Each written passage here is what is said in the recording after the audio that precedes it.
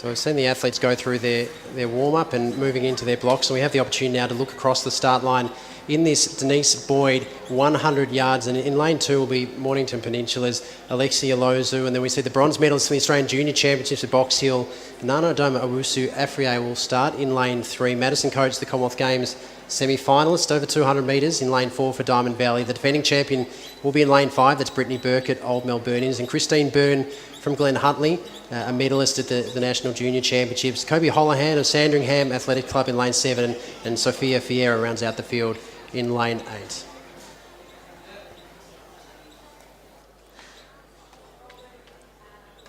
Now Alexia, coming out of lane 2 there, won the Waverley Gift on the weekend, so she's definitely in shape and one to watch, especially because it is the 100 yards and it's a bit shorter, but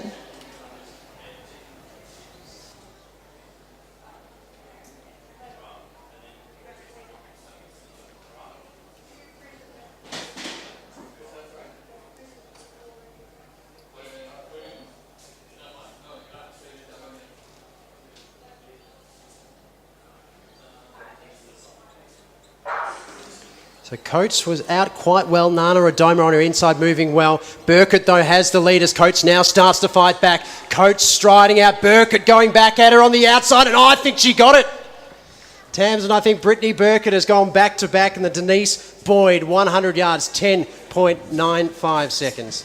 what an interesting race that was. It looked like Nana got a flyer out of the blocks there, and Maddie obviously was a little bit slower to react, but Brittany held her form brilliantly through that middle phase. She's obviously been running really well. She went up to Queensland, had a race and ran a personal best up there. So she's in shape and she's brought it down here for the 100 yards championship.